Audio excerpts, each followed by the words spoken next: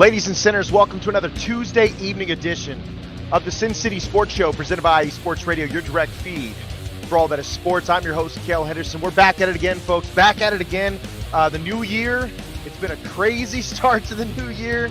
I apologize for my absence, but we'll have a bit of an explanation there, give you guys a bit of a recap of how my life's been going recently before we get into what we love here is Vegas sports, right? Recap of Vegas sports. A swoosh of my hairline, forgive that. I don't think it's receding. My barber doesn't think it is, so what can you do? I'm Kayle Henderson. I'm the host of the Sin City Sports Show, presented by IU Sports Radio, your direct feed for all that is sports. As always, folks, we are about Vegas sports here. You know, we had if you guys haven't noticed, we cover about anything Vegas related, right? The two main topics would be the Golden Knights and the Las Vegas Raiders, right? We're going to cover those tonight ad nauseum. Here's the reason why. Vegas, Golden Knights, and the Raiders are very relevant right now, okay? UFC, we cover UFC from time to time. They touch base, right? They touch base. They are headquartered in Las Vegas, so we do talk about them quite a bit. The Lady Aces. Lady Aces they're a topic here because they won 2 of the last 3 years. NBA title, so WNBA title. So they've been a talk of the town here in Las Vegas. A baseball team is on its way. The Las Vegas A's, although they're just breaking ground and they're just trying to get things underway, that is something that's a topic. So as you guys know, we talk about a lot of things. Bishop Gorman is basically a hell of a Division I feeder. Hell of a Division I feeder. Bishop Gorman's a topic here on IE Vegas as well. So we range a lot of sports, a lot of topics, but we have our primary ones. And I won't lie about that. Vegas Golden Knights, the Las Vegas Raiders, they're very relevant right now. A lot of things to talk about. We're definitely going to touch on the Las Vegas Golden Knights to start. And then there's a big recap because it has been a month since I've been on the show. It is a big recap on the Raiders. Their grade, right? Season recap. I'm going to give a grade for the Raiders and the latest news when it comes to the Raiders, what the Raiders need to do to get to the next level. We've talked about it ad nauseum here on Sin City Sports for the last few years, and it feels like they just can't get out of their own way, and we'll talk about that as well. You guys can always, absolutely reach out to our Twitter at SinCity_IESR, at Kayle_Henderson. We talk all things Vegas sports. Larry B stopping in. Love to see you, man. It's been a while. It's been a month. Really happy to see you. That's the kindest guy in history, guys. I want to tell you guys that right now. I hope his radio station is bigger than the big flagships one day because he deserves it. He's a good man, and he'll always have my support. That's for damn sure. Happy of him to step in. He's always babysitting me. He should. He's got to change my diapers just like I got to change my kids' diapers right now. It is what it is. Jan Rodriguez says, "Good evening, Kayle. Have an awesome show. Happy New Year. Happy New Year to you too, man. One of the best teammates there is out there, baby." Super cool to hear from him. So yeah, guys, just a quick recap. You know, lots going on. New baby, Creed is here. He was born a month ago. We had some complications in the hospital, to say the least. It was crazy. But mom is strong, and mom got through it, and baby got through it. So we're doing it, man. He's almost a month. He'll be a month old Thursday. So we've been going through the rigmarole, and recently had a passing in the family, the patriarch of my family, my grandfather. So that was just yesterday morning. So a lot of family stuff, a lot of new and a lot of old. Like, I'll say it like this, guys. Why am I so happy? Why do I look like I don't care? It's not that. I'm actually really. I'll put it like this. I believe in life there's a balance. If you are leaving a legacy behind that is full of good karma, right? And I don't know where anybody is, and I'm not here to push any kind of belief here or there. I'm just telling you what my thoughts are in general. The measure of a good person, the measure of a good legacy is someone who, when he is passing, he leaves room for something new to come before him, right? And I don't know, just to kind of reiterate on that, my grandfather, Ted Henderson, Sr., 25 years in the National Guard, 25 years working for the state of Nebraska. He also worked part-time as a butcher for 25 years while he was working for the state. The man never stopped working. He had 4 sons. Every single one of those sons served in our nation's army. My dad just retiring after 42 years this last May. That's how badass the roots kind of roll with patriotism in our family. My brother, sister, cousins, they've all been it. I'm the only square that didn't do it because I wanted to try something of my own. But other than that, my whole family is just patriotism, right? That's what it's built on. Being good people, treating people the right way, protecting your family. And he fostered all of that, man. 86 years old. Okay. Um, four sons, all very successful, all make six figures, all take care of their family, all have kids. None of their kids have ever been in trouble with the law. Like, we're a bunch of squares, dude. So far right now, this is what I can tell you. He was a surly man. He was an asshole, but I can also tell you he was fair because he was old school, man. He just didn't know a different way. It was just different back then. So he passed yesterday. And with that saying, this is what I know, man. I think that there's a balance in life. When you have a newborn coming into this world that is going to add to the lineage of Hendersons, that is a male, and then the gentleman is able to hold on. And I'm telling you guys, he had like he's been battling cancer for a couple of years, right? Um, throat cancer. The doctors told him 14 months ago he only had 6 months to live. He got off chemo, felt amazing. We got another 8 months out of him. So he lived his best life, dudes. Like, unbelievable guy. Knights of Columbus here in Lincoln. For those who don't know, it's a pretty prestigious Catholic um, basically club that looks out for veterans, looks out for people. Absolutely, Larry knows what I'm talking about. Knights. When you're voting the Knights of Columbus, you're just a great person. Seriously. Uh, and then, not to mention, he's always helping with food drives, always going to veterans luncheons, helping provide food, cook the food. I mean, he's just a good man in general. So I know that we had great situation yesterday. He passed. He's no longer suffering. And that's kind of what I was dealing with over this last, month, was new addition to the family. Plus, we're getting ready to say goodbye to a family member that really meant a lot to our family. So I have to carry on the legacy, and I had to really prioritize that because I've been trying to put some things together. Larry's been very supportive, and I really appreciate anybody that's, was willing to listen to that. Because it's not necessarily something you want to listen to when you're tuning into a sports show. But guess what? I've told you guys from the very beginning, I'm going to be real with you, transparent with you. When I can't do this anymore, Larry's going to know first. I'm going to get on here as a man and tell you, but I don't foresee that happening because this is a really great hobby of mine, man. I have a lot of fun here. I get a lot of support. We got great people like Adam, who's always checking in. Larry, Taryn, Yukio. I can't forget about it, man. He said, Adam says, "Welcome back, Kayle. Is that beautiful baby letting you get any sleep?" Adam, you're gonna I'm gonna say it, you're gonna shit your pants. This is what happens, okay? When I'm getting off here about 10 o'clock sharp, because every other day, 10 o'clock my time, by the way. Larry's like, "What's going on here? What's happening? Where am I at?" "You're in California, Larry. I wanted to tell you where you're at. I know weed's legal." I'm just kidding. You're in California though, Larry. So 10 o'clock sharp, I'm going to try to anyway, because what I like to do is bottle feed my kid. We're trying to do a mixture of, mom, the latching, the connection. That's great. He's only a month old, or about to be a month old. So that connection's huge. But I also want to be able to feed him once or twice a day in between my shifts and at work, or appointments at work. And then definitely to put him down at night. He'll feed 4 ounces already in a shot, and he feeds about 8 to 10 times a day.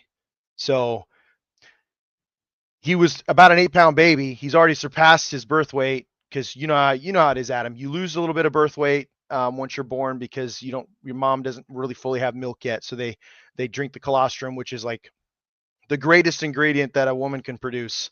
It's just incredible the way that is. The antibodies, the protein, all that stuff, vitamins, minerals. So yeah, he lost a little bit of weight, about 7 ounces. Now he's back over that, and we're trending towards the 9 pounds already, and gaining basically a pound and a half since birth. So I think he's going to be a chunker. Just to give you an idea of what I did, Adam, because my mom brags about it all the time, I was 26 pounds at 6 months. So I was a chunky ass baby. I'm not a small person. I'm hoping he's not a small person. And yeah, he's just, so far he's been like, tonight he's been a terror. But I can tell you, I feed him at 10 o'clock. I put him to bed, swaddle him, blanket him up, put him to bed in his bassinet at 10:30. Today he woke up at 6 a.m. to feed. Then he went back to bed for the 3 hours.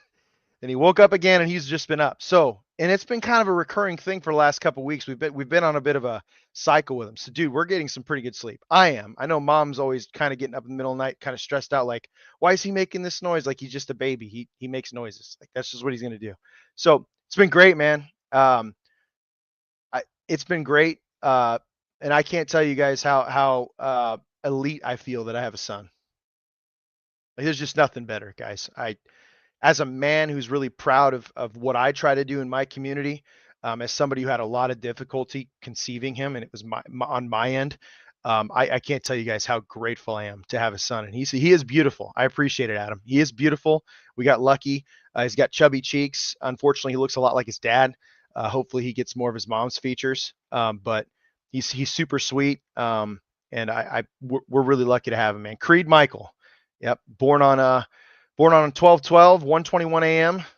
And I tell you, man, as complicated as the situation was, we're really lucky. We're really lucky. You guys have no idea, man. I'm really lucky because I could have been going home alone that night pretty easily. I'm telling you, it was a bad experience for me. It was a bad experience for my wife. And at one point, there was a 40-minute period where I was sitting in the labor and delivery room when she was rushed to the OR, where I was wondering, am I going home alone? Am I going home a single father? Like, what's happening? It was about 40 minutes of me, early in the morning, not knowing what's happening. And then I got to meet him and I got to feed him for the first time. And dude, I'm telling you, like everything was it's just been, people wonder why I'm not so traumatized by what happened a month ago. I can tell you, dude, that kid is just everything to me right now. Everything. So I wish a son on anybody that's ready for it, of course, and ready to receive it. It's a lot of responsibility. Sometimes it's really stressful because he's constantly crying and I don't know why, right? And then I have to tell myself, dudes are simple, right? Are we fed? Is he fed? Is this diaper dirty? Because I'm pretty pissy when my diaper's dirty. You know what I mean? When I got the grumpies, I got to go take care of it. If I don't, I'm kind of grumpy, right? And have I had enough sleep? Okay, so those are the three things. Also, is he gassy? That's the other thing you can't control is gas. So we've been able to take care of that, Adam. I really appreciate you checking in on that, dude. That's awesome. So yeah, guys, a lot going on. And I tell you what, it's been a crazy, crazy road so far, but I really appreciate you guys listening. Had to get a little bit of that off my chest, let you guys know why I've been gone for about a month. I appreciate you guys for hanging in there. We're already at 50 and we're only 15 minutes in. And before I get too heavy into our sports, yeah, I mean, we're gonna listen to a little bit from our sponsors here. Planet Jerky, as you guys know, Planet Jerky, premium brisket beef jerky, the way to go. Seal the Deal wax seals. We have Vital Apparel, a new one since I stepped off. That's a big one. And then, of course, our flagship sponsorship, IE Sports Radio, your direct feed for all that is sports. When we get back here on the Sin City Sports Show, presented by IE Sports Radio, your direct feed for all that is sports.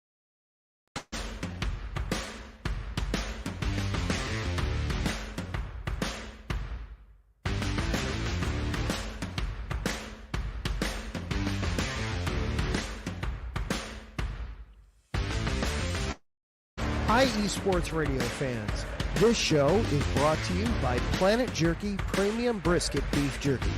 Planet Jerky is the official jerky of the 2022 California League champion Lake Elsinore Storm, Single A affiliate of the San Diego Padres. This all brisket jerky has gluten-free options, contains no MSG, no sodium nitrate, is low in sugar, and high in protein. Go to their website at planetjerky.net and follow them on Instagram at Planet Jerky. Planet Jerky, the jerky that's on a whole other planet.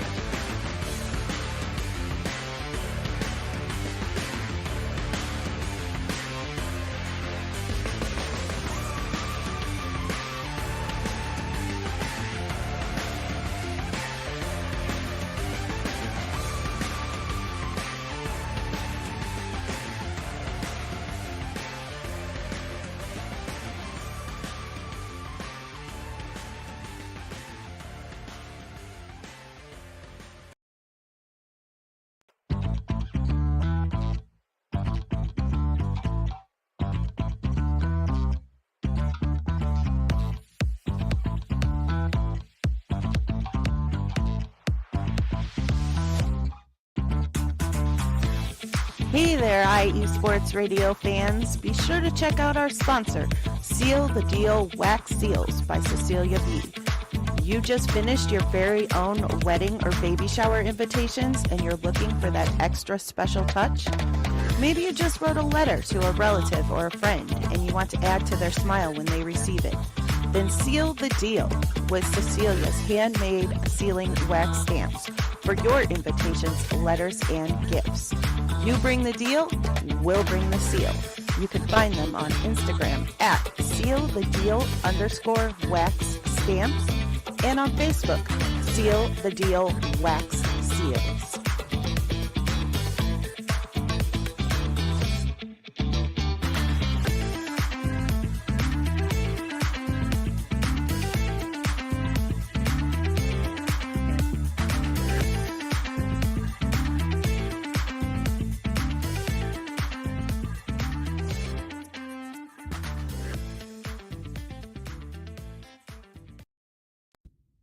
Rise and shine. It's 4 a.m. The stars are still out. The sun is beneath the horizon, but it's time to punch in and go to work. The comfort of your warm-ups turns into the grinding out of your reps as the clinking and the clanking of the plates create a symphony of euphoria. There's no other feeling like it. Earn it, burn it, and take what's yours. IE Sports Radio has proudly partnered with Vital Apparel, a brand that not only fits great, but also promotes and donates to mental health research. Use our code IESR to get 15% off their comfortable and inspiring gym wear and help them on their amazing journey to support mental health. Go hard, take part in your iron therapy, and be strong. Because when your mental health is as strong as you are, there's no telling how far you'll go.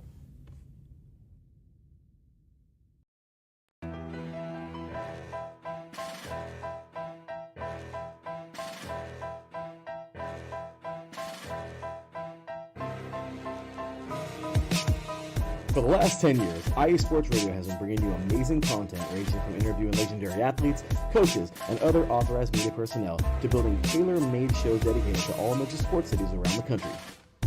Make sure to follow us at IE Sports Radio on X, Instagram, Facebook, TikTok, and YouTube to keep up with the latest in sports and with all of our shows. Also, make sure to check out our daily updated website at iesportsradio.com. At iesportsradio.com, you can see our daily show schedule and check out all of our show pages with personal bios to learn a little bit more about each of our awesome hosts. In addition to our show pages, you can catch the IE Sports Radio blog, Hall of Fame, Fans of the Month page, and our merchandise shop including t-shirts, tank tops, caps, long sleeves, hoodies, and more. For now over a decade here at IE Sports Radio, we've continued to be by the fans, for the fans, and we thank you all for your support and for making IE Sports Radio your direct feed for all that is sports.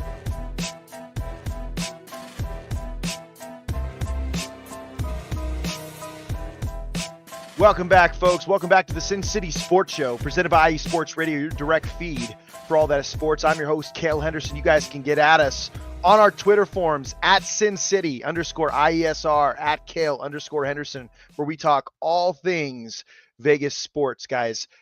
With that being said, man, quick shout out to our sponsors, Planet Jerky, premium brisket beef jerky, the jerky that's on a whole other planet. You can order at planetjerky.net. Go to Instagram at Planet Jerky. Make sure you guys buy that pack, right? I still believe they have that promo going on. Newest sponsor, Raw Nutrition Supplements. GetRawNutrition.com is where you want to go. Use promo code IESR for 10% off at checkout. All right. That's a big one, guys. Another. Oh my God. You got to love these new sponsors. Larry B is really twisting the knife out there. I love it. Go cold hard business, baby. Cold hard business. And with that said, folks, we got to give another shout out to Seal the Deal Wax Seals. Go to Instagram at SealTheDeal_wax seals. Order here at IESportsRadio.com/Seal the Deal Wax Seals. Make sure Cecilia B, who is the legend, the one that babysits Larry when Larry isn't babysitting me, got to give her some love, support her business, local business, entrepreneurship. Got to love that. And then as always, folks, IE Sports Radio, proudly sponsored, right? IE Sports Radio. Oh, we also got to talk about our new Vital. Yeah, baby. Vital Apparel, a brand that not only fits great, but also promotes and donates to mental health research. Use our code IESR. to get 15% off your comfortable and inspiring gym wear and help them on their amazing journey to support mental health. Guys, real quick on that too. I love a little side tangent when I can get one. Gym culture. I think this also fits into gym culture. Everyone should be welcome. Everybody's got a story. Everybody's got a motivation. If someone's walking past you when you're recording, don't be a douche. It's their gym too, right? Encourage people, man. Sometimes I can tell you, I had someone come up to me, and I'm not super out of shape, but I had a dude come up to me not too long ago, say, "Hey, man, I see you here almost every day. You're killing it, dude. Keep it up." That is amazing. That's amazing gym culture, and I believe that fits with Vital Apparel. If you guys want to produce a better mental health, just make sure you guys go to this apparel, this new brand that is supporting IE Sports Radio. Get that 15% off, and just make sure that you're inspiring people within the gym. Right? Better mental health. Take advantage of those things. IE Sports Radio, guys, it's easy to access, okay? You can follow us on Instagram, Facebook, TikTok, YouTube at IE Sports Radio, all at IE Sports Radio, right? And then go to iesportsradio.com. We have a plethora of really nice, really nice shows. People who put in a lot of work, okay? iesportsradio.com. Support our creators. They kill it. They do a great job. They're just like me. They do this as a hobby. We love it. Okay. And we're everywhere. Again, X, Instagram, Facebook, TikTok, YouTube. We're on all the popular podcasts, right? Apple Pod, Spreaker, Spotify, iHeartRadio, Google Podcast, Amazon Music, Audible, Castbox, Deezer, you name it, we're there. Okay. And I think it's huge. Support our creators, support IE Sports Radio. We do this for you guys, man. And this is one of the few that I can tell you it's very genuine. Very genuine. There's no agenda here. It's just sports. It's just sports and being good people. So whenever you guys get a chance, follow, like, share, support my teammates. Definitely follow, like, share the Sin City Sports Show. We want to make this place big. And a lot of that's on me. Just got to be more consistent. But now that we got a little bit of a schedule going, shouldn't be a problem. Guys, transitioning. You want to talk about doing well? The Las Vegas Golden Knights are absolutely killing it right now. First in the Pacific Division. They're off to a great start. Incredible start, guys. 27-9-3. I mean, could it be better? Yeah, I mean, it could be, it could be 36-0-3. Like it could be 34, I don't know, 34-5-3. You guys get what I'm saying. But in terms of hockey, this is an incredible start. You got 57 points. You got a 2-game lead over the Oilers right now. You haven't played as many games. They're just absolutely killing it. Here's the one that is crazy to me. Their last 10 games, they're 8-2. No ties. So you're getting decisive victories, right? I shouldn't say decisive. Decisive means they were landslides. Not all of them were landslides. But the point is you're getting outright victories. You're 8-2 in your last 10. Your point differential is plus 34. That's incredible. To me, plus 34 is incredible. And being a division, like top of your division, you're really only second in point differential to the Winnipeg Jets, who are leading the Central. And honestly, to me, and this is just my thought process, I think the Central's pretty weak this year. I don't think that they're as good as they normally are. That's just my opinion. I could be off on that. Adam Karnick would be the one that would give you guys really the background on when it comes to that. Of course, Larry B had to go color-coded on me. Way to one-up me. I love it, man. Thank you so much. I don't think the Central is as strong as the Pacific this year. I could be wrong. I just, for something tells me that the Vegas Golden Knights, the Edmonton Oilers, even the Canucks can make a run. I'm telling you guys, these are really talented teams. On the other hand, you still have Toronto out there. Toronto's still going to make waves in the Atlantic Division, the Eastern Conference. But this just seems like we saw this 2 years ago, right? Last year, the Vegas Golden Knights were going through all those injuries again. And I think we were dealing with aging players. We were dealing with guys that were probably worrying more about getting paid after a title-winning season than playing, which is fine. People deserve their bread, man. If you work hard as an athlete, you deserve to get paid. I am not against that. I'm just telling you, I think there was a lot of distractions in the building we didn't quite understand. Here's the kicker. I just feel like this team looks efficient. And Jack Eichel is leading the way with that. Jack Eichel's killing it. Jack Eichel is the guy for the Golden Knights now, which is incredible because it used to be Mark Stone. Mark Stone's had a couple injuries this year, nagging ones already. Jack Eichel's played all 39 games. He's your mainstay. He's got 52 points, 52 points in 39 games. It's pretty great. This guy's going to be a 100-point dude. There's a really good chance this guy's going to be a 100-point dude. Like, what do you do about that? They're not even they're nearing halfway through the season. They're not even halfway there. He could hit 100 points if he stays healthy, which is incredible. Barbashev's gone off. Barbashev has absolutely gone off. He's got 15 goals so far. Eichel with 41 assists. I'm telling you folks, man, this looks good. Mark Stone is still playing really well, 33 points for a guy that only played 25 games. That's what's important, guys. You got to understand, it's about efficiency. When you've played so many games and you have so many points, you're an efficient player. I think that's something that really benefited the Las Vegas Golden Knights 2 years ago when they went on their title run, is how efficient they were. Remember, the stat that was so glaring to me about the Vegas Golden Knights, the stat that was so glaring to me was pretty simple. They didn't have a single 100-point person. Not one on that team. They were still the second best point differential team in all of hockey. Goals for over 4 a game. Second best. Not a single skater over 100 points. And for you folks out there that are just listening in and kind of, Raiders fans out there that don't really listen to hockey, I want to tell you guys, points are assists and goals. That's huge. Okay? That's what these guys get credited. That's what gets them paid sometimes. Jack Eichel's killing it. 52 in 39 games. So more than 1 point a game is what he's getting based on how he's playing. So a ton of credit to him, and he's got 11 goals too. So he's scoring. He's only 4 behind Barbashev, who's in the lead. Listen. Really, really happy for him. Bobby Howden's been going off. He's got 15 goals as well. This is a good team. Really good team. You know what else is crazy? Goaltending is back. Aiden Hill is back. Played 25 games. They're 17-6 when he plays. Great win percentage. 2.5 goals against. That's pretty damn good in the NHL. 2 years ago, he was he was sub 2, and then he went off in the playoffs. Just didn't allow anything. That's crazy to me. Save percentage is 90%, just above 90%. It's not bad. You'll take that, though. Shootouts, 5. Shootouts, they're 80% in shootout wins. That's excellent. Or shootout attempts, sorry. He's 80%.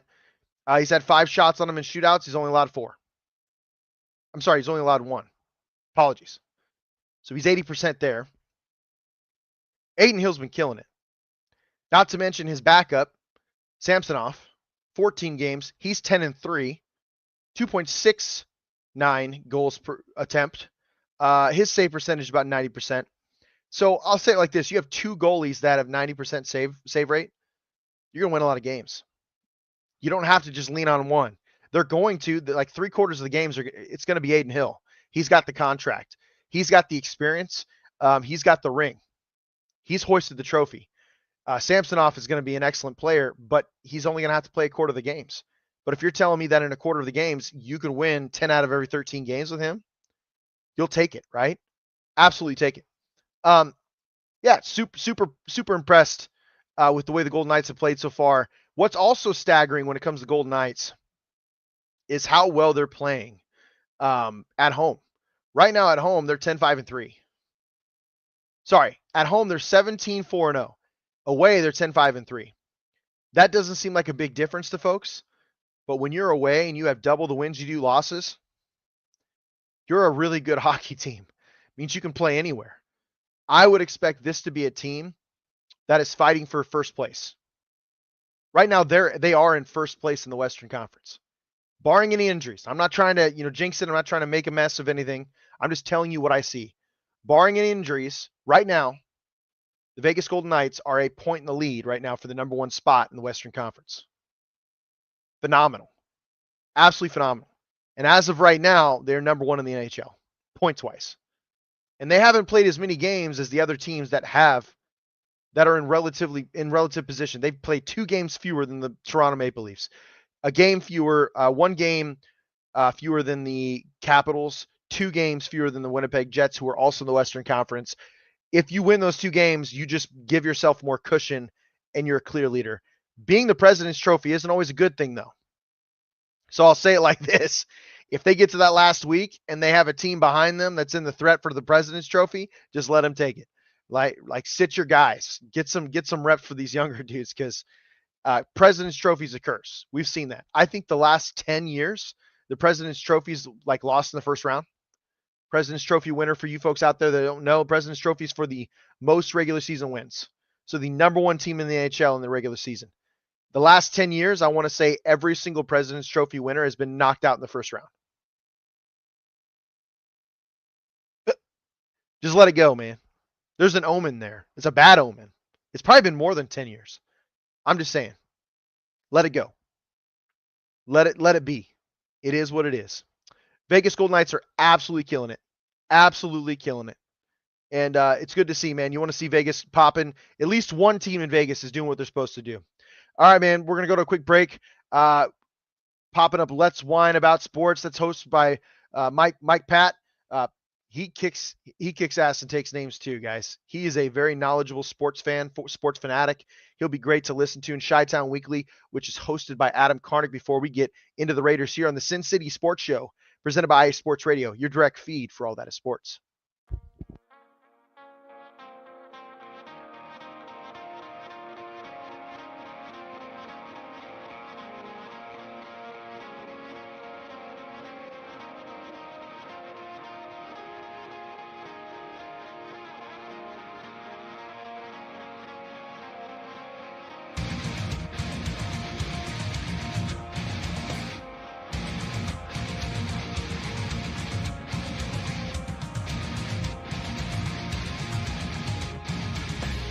Hey sports fans, do you like wine? Well, we've got the show for you. This is Let's Whine About Sports, a show where we talk about wine and sports simultaneously. From the classic Cabernet Sauvignon all the way down to the grapes that you've never even heard of before. Oh yeah, we cover it all. And we'll talk about a little bit of sports as well. Football, hockey, collegiate, women's sports, it doesn't matter. We're going to talk about it all, and we're going to whine about it all. So join me Monday at 8 p.m. on IU Sports Radio, your direct feed for all that is sports.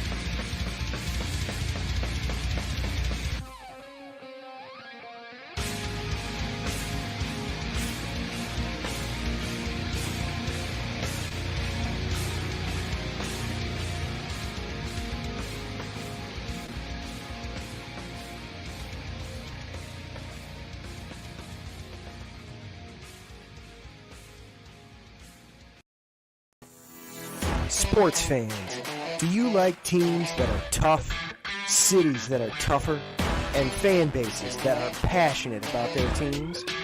How about teams that are historic and stadiums that are iconic? Then you belong in Chicago, and you need to check out Chi-Town Weekly.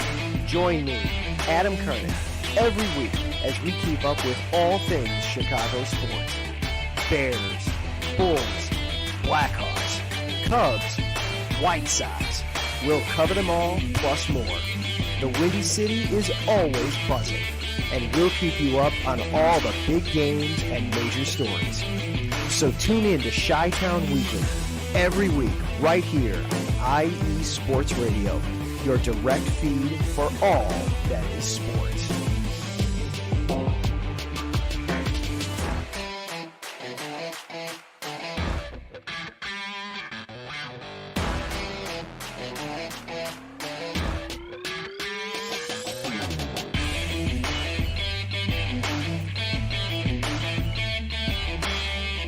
Welcome back from the break. Sin City Sports Show presented by IE Sports Radio, your direct feed for all that is sports. Folks.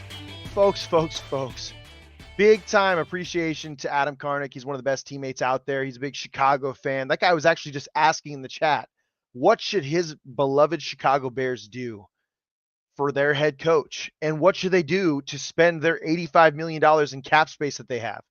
My answer was pretty simple. Protect your rookie quarterback. Invest in the offensive and defensive lines. Protect your quarterback. Get after the quarterback. You got weapons, okay? And $85 million is going to help you with a lot of that. And you should take advantage of a rookie contract while you can. It's the Seahawks method, right? The way they did with Russell Wilson. Difference is he was a 3rd-round pick, and their cap space was not as much of a hit as it was. So they could pay Marshawn Lynch, the Legion of Boom, and all that stuff. Great defense. But Chicago can do the same thing. What does Chicago need to do for coach? In my opinion, I think you need to go after a proven winner. That's just my opinion. I think the Chicago Bears and the Chicago fan base, they're a strong bunch. They're a lot like New York fans in a sense. They're not as bad, but they're pretty close. They love their teams, man. They love their teams. So they got to do something to protect their guy. I'm in full support of Chicago make Chicago great again. I don't know how you say that. Make Chicago great again. Ralph Calise, what's up, brother? One of the best teammates out there, guys. Host the Yinzer Report. Big Pittsburgh fan. Big Pittsburgh fan. You got to be shaking a little bit, Ralph. You might lose Mike Tomlin. If you lose in the first round, it sounds like there's talks and it's stronger than ever that you could lose Mike Tomlin. I'm not a support of it, but sometimes I can tell you, Ralph, a fresh start is not a bad thing. A fresh start is not a bad thing. You're a storied franchise and you guys pick draft picks very well. So it could go either way, but just saying, Mike Tomlin's going to be going crazy in offseason free agency. But sometimes a fresh start is great for both sides. Both sides. Adam Carney says sign every O-lineman that hits free agency. I agree, Ralph. Absolutely. Man, that was a great way. That was a great way to put into that, dude. Bye-bye, Mike. Sometimes change is good. 100% agree. 100% agree. Simplicity, man, is key. I agree, Adam. Simplicity is key. Sign the best offensive lineman available, okay? Don't play around. If you need to, just break the bank. What you don't want to happen is the same thing that's happened to the Bengals. Joe Burrow is the man. Like, if they were a winning team, he'd be the MVP right now. His statistics are absolutely nuts. He has those statistics and the team is 500. Under 500. That's pathetic. That's how bad your team is played. I don't know. Adam says if Tomlin gets fired, the Bears need to hire him 100%. So, Adam, I'm glad you said that. Here's the thing I would tell you, though. I think they're almost the same situation as the Raiders. Yes, they need a guy that can come in and build a culture. But in your guys' case, which is different, you have a rookie quarterback that's extremely talented. Mike Tomlin has had a hard time finding offensive coordinators since Ben Roethlisberger left. Really hard time getting consistent offensive production. Very hard time. So I hope Tomlin, if he gets hired, he goes out and breaks the bank for a really good offensive coordinator that can develop the quarterback. That is the only thing I would help you. The other thing I would say is if Tomlin gets hired, he's got to go after Robert Saleh right away because he's great at building 3-4 defenses. You saw it with San Francisco. I don't know. I'm just giving you guys a playbook, but every offensive and defensive lineman you could afford, you need to go out and get. Don't even waste your time. The draft, you're going to have plenty of draft picks. You're going to have a high draft pick for that matter. Just go after the best available player and fill depth and build around your young guy. Keep him off the ground because you got some really good players there in Chicago. That is my opinion. Just saying.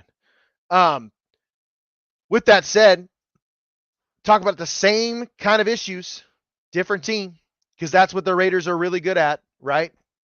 Season recap for the Raiders. And guys, for any of you guys who would like to check in to my input from time to time here on X, I shouldn't say Twitter because Elon will come after me. President Elon, just kidding. He'll come after me. Go to @SinCity_ISR, @Kayle_Henderson. We talk all things Vegas sports. All things Vegas sports. Back to the Raiders. Tough season. We got to recap it, man. 4-13. And 4-13 is terrible by itself. I 100% agree. Thank you for the 102 people that are listening in. Thank you for the 102 people that are watching today. Yeah, it is what it is. Ralph says, you guys here, it is Tomlin hires coaches who don't threaten his coaching spot. Just look at the past 100%. I think he hires yes men. I think John Gruden was really, he was really guilty of that for a while. That's why things kind of went downhill in Tampa Bay. He was just hiring yes men. Before that, it was like, he had Kiffin who would tell him to F off if he needed to because he ran a great defense. You know what I'm saying? Like sometimes really, really successful coaches hire yes men. They don't hire guys that can come in and say, hey, this is what I believe we need to do to get better. And find a way to compromise. That you see that in every level of coaching. I see it in our high school football team, right? We got a guy that wants to do it one way. Maybe our team doesn't fit that. I'm usually the guy that's like, what are our players strong with? Why can't we run that? You know what I'm saying? Like, you get that in every level of football, and I think Tomlin's been kind of guilty of that because he's had a pretty cushy job. But I'm with you, Ralph. I think realistically, I think a change is good for both sides because the Steelers are going to find somebody immediately. Like if I were Ben Johnson and I know the Steelers job is open and I know the Steelers are great at drafting people on a year-to-year basis, I'd go to there. 100% would go there if I was Ben Johnson. If I knew that was open, I would go there over the Bears, even though Caleb Williams is there. And it's just because the Bears have had a tumultuous past when it comes to picking players and building winning teams. A lot like the Las Vegas Raiders, who went 4-13, abysmal 4-13. You didn't have a franchise quarterback. Everyone knew that going into the season. I'm going to say it like this. I was very optimistic about Antonio Pierce. I was very optimistic because in the sense that he did kind of earn it towards the end of the year last year. But I remember telling you guys multiple times and cautioning you, he's very inexperienced. Like he's going to have to lean on Philbin, right? He's going to have to lean on Marvin Lewis. These guys have to be guiding temples for him to create a successful situation in Las Vegas because he's very young. And you just saw quite a few times this year where he mismanaged the clock. He made poor decisions. I think that, in my opinion, I personally believe, and I was very boisterous about this, guys, very boisterous about this. I thought that Aiden O'Connell should have started from day one. You know what you have in your backup quarterback. He should have been backup anyway. Gardner Minshew was not a starting quarterback. He's not a franchise quarterback. He wasn't a franchise quarterback anywhere else. He was the backup quarterback for 2 or 3 different teams. The Jacksonville Jaguars shipped him down the lane as soon as they got Trevor Lawrence. He wasn't the guy. If they believed that he was the guy, they wouldn't have drafted Trevor Lawrence. They would have traded the number 1 overall pick and got someone they thought that was really going to build around Gardner. They didn't do that. The Indianapolis Colts got rid of Gardner. Okay. The Eagles got rid of Gardner. None of them believed that Gardner Minshew was a franchise guy. Why in the hell did the Raiders think that this was a good way to go? Why? I'm just being real with you guys, being honest. Some of it is, I think, because Antonio Pierce just did way too well in the closing season last year. Kind of like what we saw this year as well. So Gardner Minshew was not your guy. You know he's not your guy. Why aren't you trying to see what this young guy out of the 4th round who flashed for you quite a few games can do? When he has a full off season of development and he goes in as the starter and he gets his reps with when they had Devontae Adams at the time, their top receiver. You know, I think Aiden O'Connell played well, but I'm telling you guys, he's a journeyman backup. He could be a plus starter if you have an elite roster. The problem is the Raiders never have an elite roster. They never do. Roster mismanagement is rampant. It's been that way for 20 years. So I just don't understand why you pick Gardner. And part of me wonders if Antonio was thinking he was coaching for his job back then. And I don't know if that was the case. I personally believe that he was a lot of talk. I love his attitude. I like what he brought to the table. I love that the players loved him. I really do, guys. I love that the players loved him. But the reality is he's just an inexperienced coach. He's probably going to get another shot down the road when he's going to be an assistant somewhere for a few years. He might end up being a DC somewhere for a few years and really get a shot because the man knows ball. And I think the man knows players most importantly. And he was just a hype man at the end of the day. You know, he did a lot of talking. He just couldn't cash the checks. His mouth was writing. That's the simplest way to put it. I'm not trying to be mean. I'm not trying to be square with him. I'm just being real. I personally believe that Antonio Pierce, and I also think that he screwed himself towards the end of the year when they decided to go and win 2 games they had no business of winning. You had the number 1 overall pick, and then you went and win 2 games in a row. 2 out of the last 3 games of the season, you had the number 1 overall pick. Why do that? Why? You can go get your franchise guy. I think Antonio Pierce knew at that moment they were probably parting ways, and he wanted to finish with something. It's a business, guys. I totally get it. I respect it. He wanted to win. I think the thing that bothered me most was after that first win when they won the third game and they moved themselves out of contention for the number 1 overall pick, because they don't have it. They're number 6 right now. The Raiders have the number 6 overall pick. 3 weeks ago, they had the number 1 overall pick. And even if the Giants would have continued to be this bad standings wise and strength of schedule wise, the Raiders would be at number 2. Guess what? You're getting one of the top 2 guys. You're getting Cam Ward or you're getting Shedeur Sanders. But they decided to win those last 2 or 3 games. What pissed me off was in the press conference when Antonio Pierce says, we need to stop talking about losing and talk more about winning. Dude, where was that energy 15 weeks ago? That pisses me off, bro. That is just like, man, that's all talk. Where was that shit 15 weeks ago? At the start of the season? Really? You're going to say that to the press conference after losing the number 1 overall pick when this franchise has been starving for an elite franchise quarterback for years? Yes, I understand Derek Carr was not elite. He was borderline. But he was a franchise guy. He did things all the right way. Never had a really good team around him. You had the ability to be the number 1 overall pick. And if you didn't like the 2 quarterbacks this year, fine. I get it, man. There's some holes to punch. It's not like CJ Stroud. It's not like Caleb Williams the year before, right? I totally respect that. Drake May, I get it, man. None of these quarterbacks are as ironclad as I thought those guys last year. Jaden Daniels, who was pounding the table for Jaden Daniels all last offseason? I was. Also, Antonio Pierce's big mouth was too. And guess what? If the Raiders wanted to trade up for him, they would have had to give up the farm. So I think Antonio Pierce signed he dug his own grave when he started talking.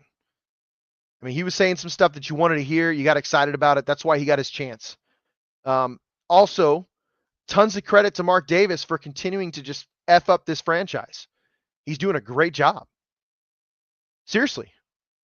That guy should be held accountable more than anybody else. People talk shit about Jerry Jones all the time. This dude is, at least Jerry's trying to win. This guy, Mark Davis, is an idiot. He wants to win. But we've hired 3 coaches. We've had 4 coaches since John Gruden resigned. Yes, 2 of them were interims, but still, you've had 4 coaches since 2021. We'll be on our 4th head coach since 2021, guys. That's ownership issues. That's leadership issues. Luckily, I work for a business that's huge on ownership, right?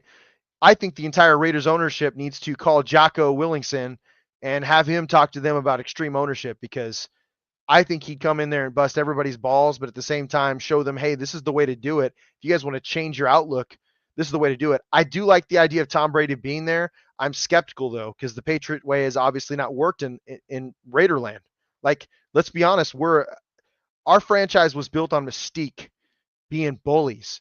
We haven't been that for a while. We've been the bullied. So what do you do about that? I'm just being real with you folks. That's it. I like the idea of Tom Brady. I'm okay with Antonio Pierce getting fired.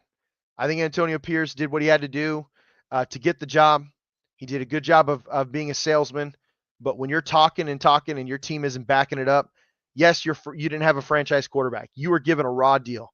I 100% agree with that. But I also can say with confidence that I told you guys all last offseason, he is not my number 1 pick. Did he technically earn the job? Yes. But you guys heard me for months scream for Jim Harbaugh. Heard me for months screaming for Jim Harbaugh. Disheartening enough, find out that Mark Davis never actually interviewed the guy. And that Jim Harbaugh was interested in not only the Chicago Bears, but most importantly, the Las Vegas Raiders at the time. And those 2 franchises decided to go elsewhere. The epitome of losers, by the way. Look what Jim's doing in Los Angeles now. Dude, the Chargers are relevant, man. Like, whatever that dumbass before Jim Harbaugh was doing with all that talent, whatever. But Jim knows how to win. He knows how to build cultures. And I think that's where the Raiders are right now. You are out of the running for the top quarterback this year. You're looking to draft best available at number 6 at this point. And I just don't think your roster I still don't think your roster is good enough to trade up for one of these top guys. And realistically, these top guys are not as good as Caleb Williams or Jaden Daniels. So I wouldn't give up the plethora of draft picks you'd have to give up to get one of these two guys, Cam Ward or Shedeur Sanders. Not to mention the top two teams technically need him. I don't know if Titans do. Maybe they love Will Levis. We'll find out. But someone's going to trade up to number 1 overall to get Shedeur. We'll see what happens. Unless the Titans stay there and then trade Will, and then there's a possibility for the Raiders because he's really talented. The issue is if you trade for a young quarterback, you need to get a head coach that knows how to coach quarterbacks. And there's not many. Ben Johnson is a one of one right now. And that guy is going to demand $15 million a year, whether people want to hear it or not. That guy's going to get a ton of money. He's going to work the system, and he deserves it. And that's what going back and being loyal and building your resume does when you just stick to it and keep going.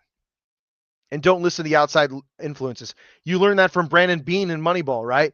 That was one of the things he said. He goes, I made a decision. I made a decision in my life based on money. And I swore to myself I'd never do it again.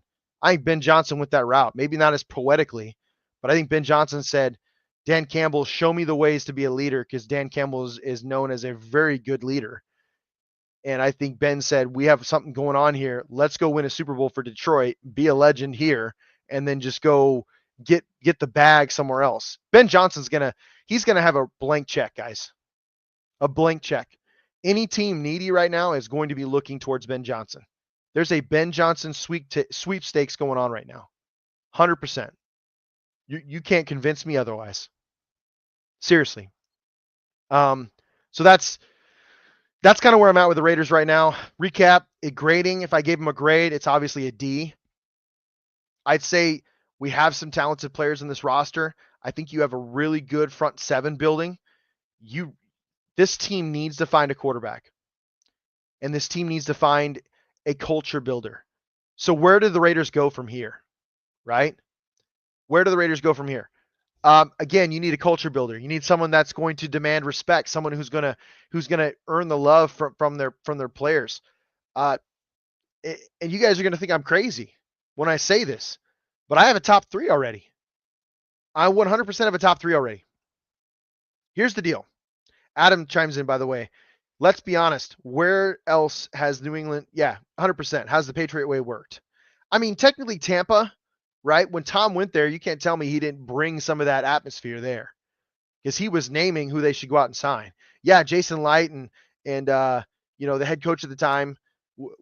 I get it. They had their own thing, but let's be honest. It was Tom Brady's way, and Tom Brady was doing that business as usual type thing. Maybe it was a little more fun than what you saw at New England, but still, I think the Patriot way kind of moved over in that sense.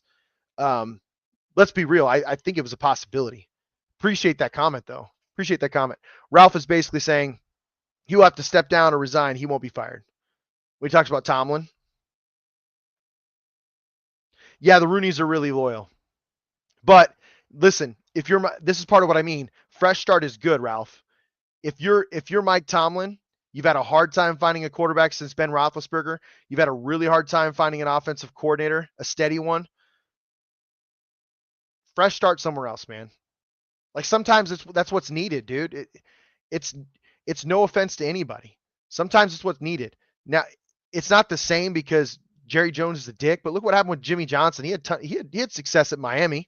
He didn't win a Super Bowl after leaving the Cowboys, but he had success at Miami. Players loved him. Sometimes you need a fresh start, dude.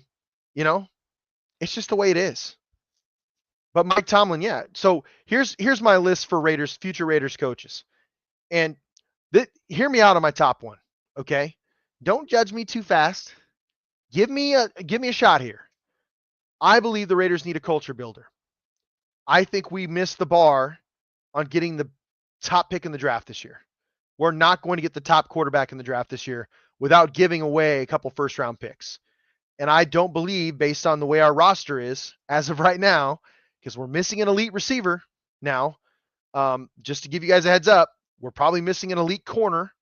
We have some good corners, but we're missing an elite corner. We have an elite pass rusher. They're going to have to pay him because he's out of guarantees now. So if I were the Raiders, I would extend Max Crosby immediately, give him a raise, because you're supposed to have, if you do the money right on your roster, if Telesco does it right, I think the Raiders can go from, I think, like 80, just north of 80 million to north of $100 million in cap space. So you have options with that kind of money. I think your offensive line is at a strong build right now. They have to figure out that right guard and right tackle position still, or maybe see if Thayer Mumford is really the guy. Really look at the film. You could draft somebody there. I mean, that Williams kid out of LSU could totally be your next right tackle. Like, why not? Have him play right tackle for a couple years, then move over to left tackle when you guys are ready to trade away, or let Colton Miller go, because Colton Miller's still playing well. A lot of options for the Raiders. So this is what I mean. You're not going to get the top guy in the draft. You're not going to get a young quarterback that needs to be developed. So do not go out and get that young offensive coordinator type coach that can really build that guy up. You're just not going to get one of those dudes. It's not going to happen unless something freak happens, right? Like, let's say the Titans do take Shedeur Sanders. Well, they're probably going to trade away Will Levis.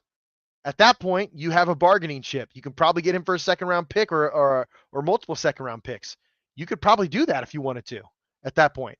But that's a freak thing. I don't see that happening. The Titans have the number 1 overall pick, I believe. Give me 1 second. Let me verify that. NFL Draft 2025. Titans have the number 1 overall pick.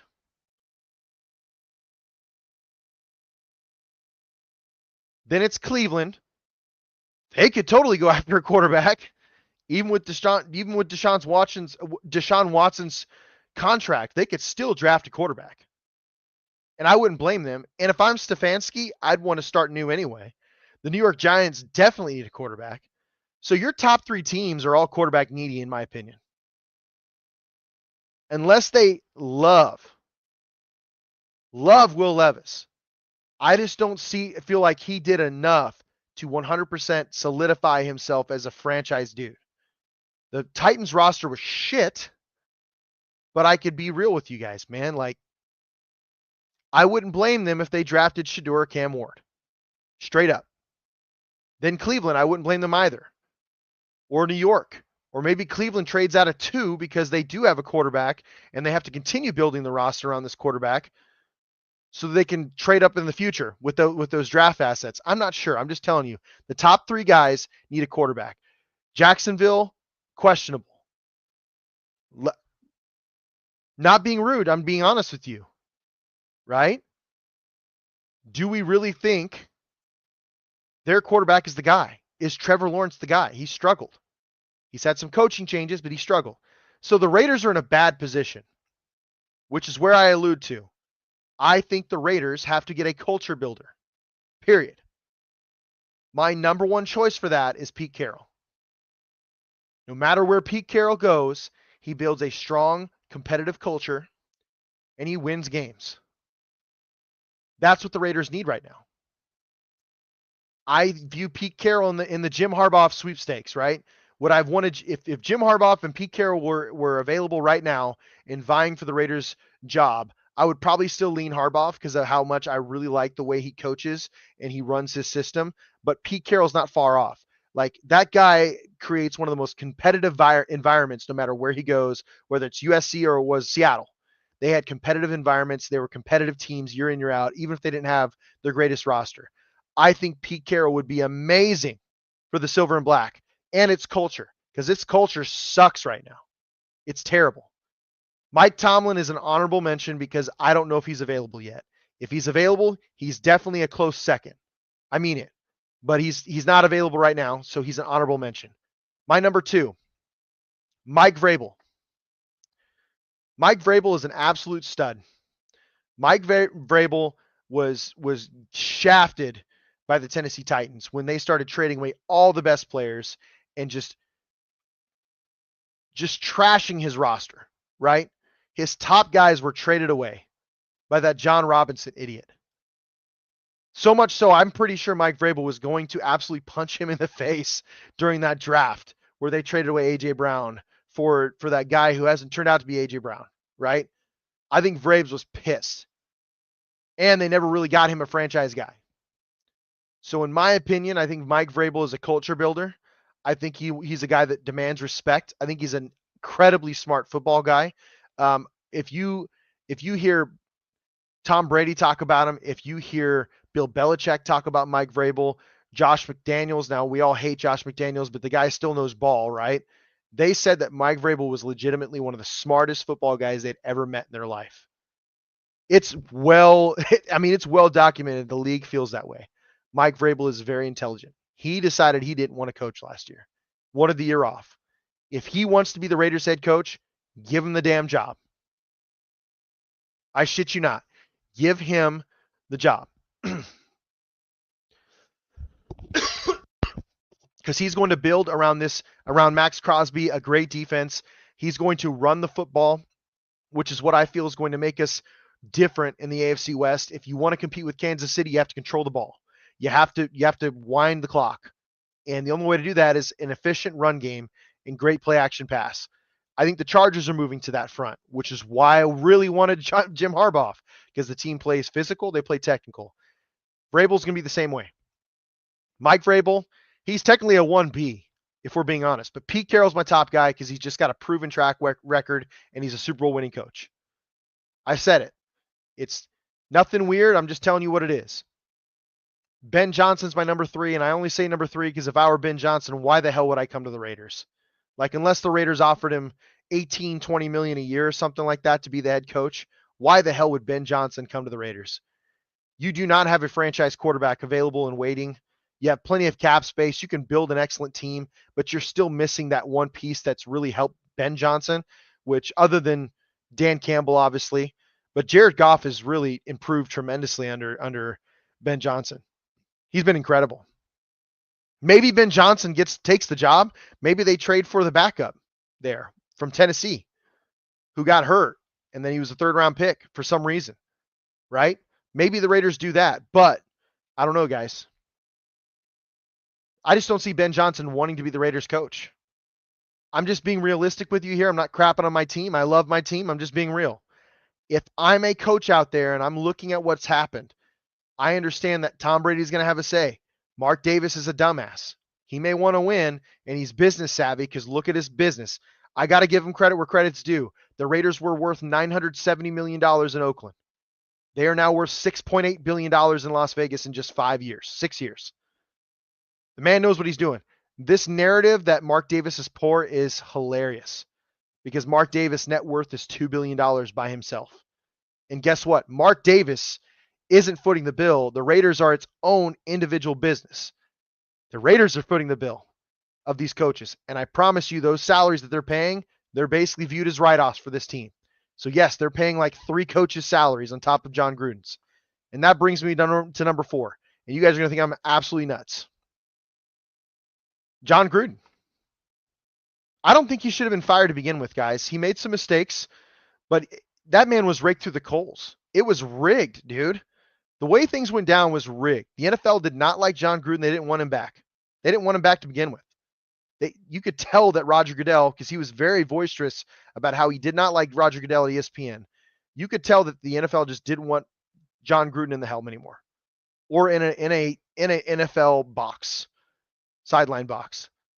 I think that those emails and everything, although they were there and they're despicable, and you should never be able to say things like that. It was a witch hunt, dude.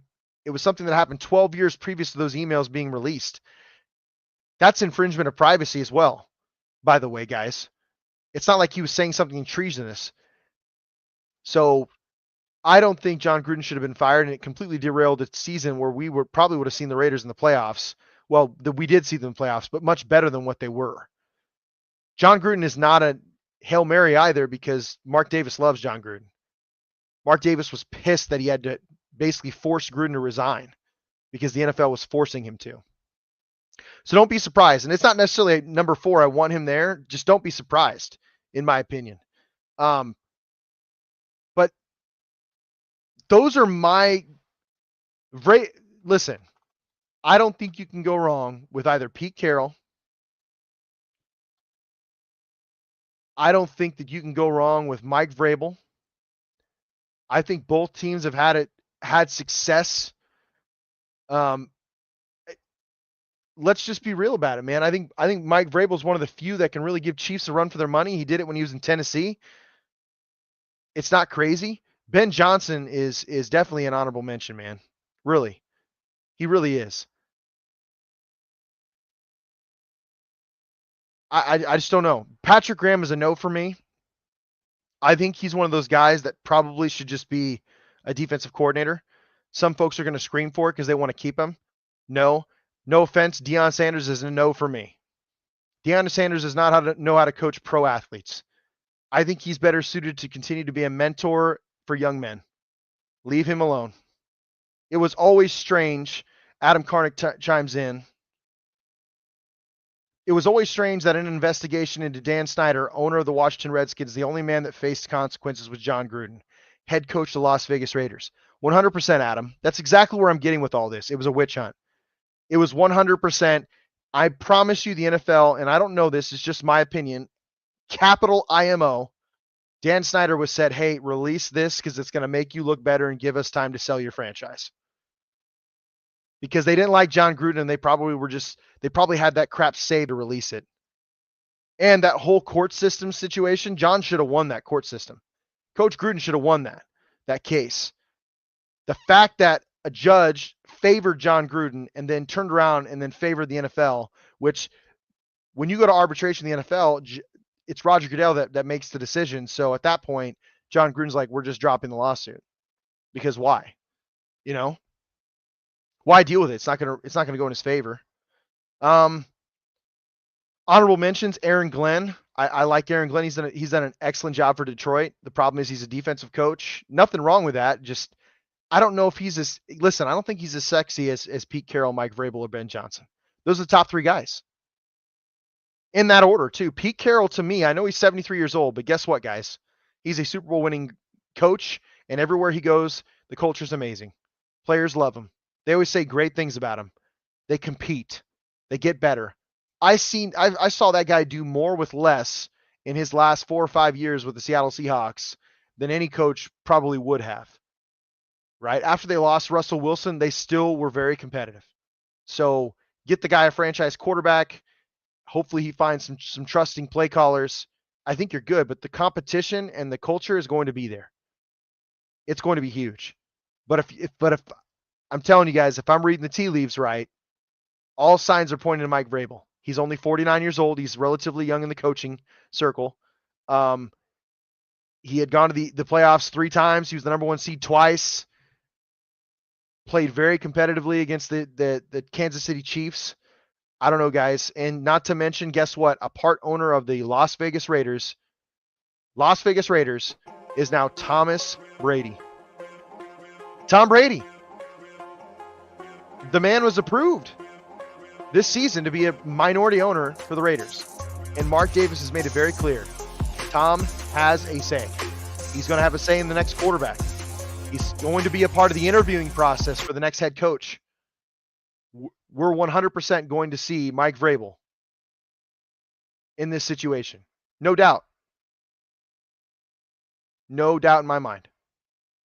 This is the Sin City Sports Show, presented by IE Sports Radio, your direct feed for all that is sports. I'm your host, Kayle Henderson. You guys can get at us on a weekly basis here, 9 p.m. Central, 7 p.m. Pacific Standard Time, where we talk all things Vegas sports. Not sure what just happened to my music, by the way.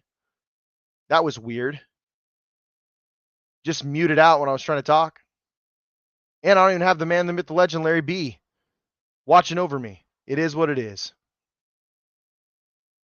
But I can tell you folks, man, we're going to try and make this a big show. I appreciate the 120 people that were watching, listening into the Raiders.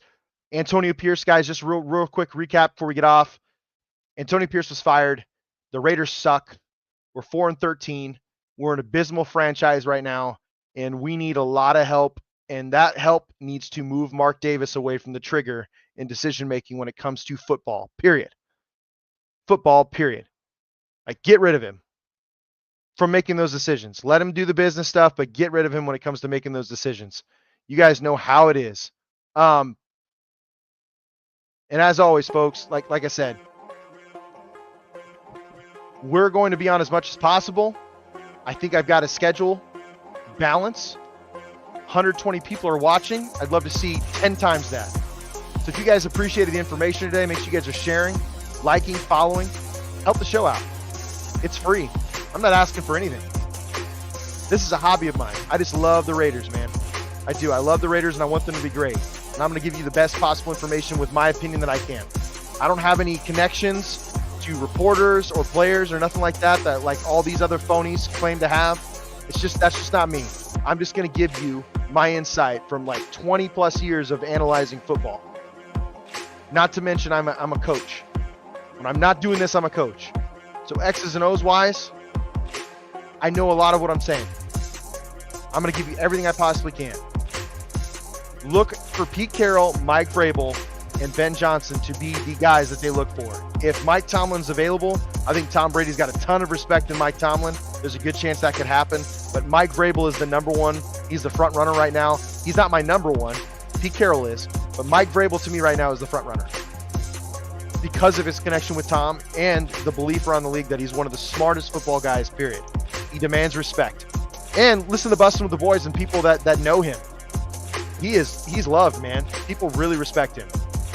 He's a better version of Bill Belichick.